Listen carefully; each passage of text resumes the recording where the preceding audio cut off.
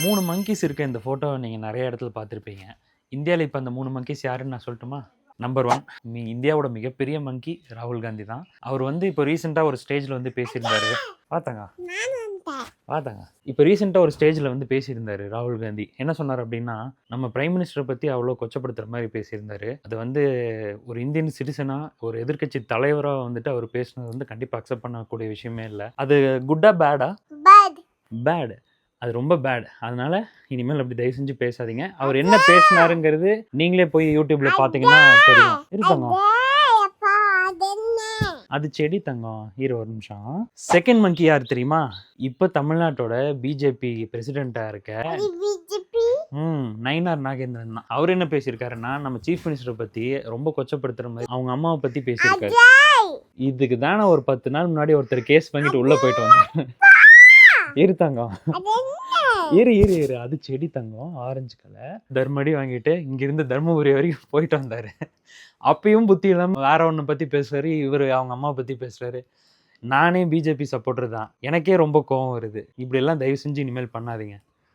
அது குட்டா? பேடா? Bad. Okay. Last மங்கி நான் already சொல்லிட்டேன். இப்போ எதிர்க்கட்சி தலைவரா இருக்க உதயநிதி ஸ்டாலின் தான். அவர் அந்த விஷயத்துக்கு அப்புறம் அடங்கிட்டாருன்னு நினைக்கிறேன். இருந்தாலும் இந்த வாரத்தோட 3 மங்கீஸ்ல அவரும் வருவாரு. இனி இந்த மங்கி சீரிஸ் வந்து நான் வீக்லி அப்லோட் பண்ணுவேன். ஒரு வாரத்துக்கு 3 மங்கி வருவாங்க. இந்த வாட்டி பெருந்தலைவர்கள்லான பேரெல்லாம் ஆட் ஆயிருக்கு. உங்களோட ஒப்பீனியன் என்னன்னு கமெண்ட் பண்ணுங்க. சரி, பாய் சொல்லு. நான் சொல்ல மறந்துட்டேன். இவங்க எல்லாருமே அரசியல் மங்கீஸ் தான். மங்கில நல்ல விதமும் இருக்கு, கெட்ட விதமும் இருக்கு. அதனால இனிமேல் குட் மங்கீஸா இருங்க. சொல்லு தங்க. Okay, done. பாய். பொது மேடையில் நீங்கள் ஒரு மாநிலத்துக்கான தேசிய கட்சி தலைவராக இருந்துட்டு இப்படி பேசுறது வந்து கொஞ்சம் கூட அக்செப்ட் பண்ணுற விஷயமே கிடையாது. இனிமேல் தயவு செஞ்சு அந்த வரமுறையோட ஒரு கொஞ்சமாவது ரெஸ்பான்சிபிலிட்டியோட பேசுறது கற்றுக்கோங்க. இங்கே நிற்கிறியா?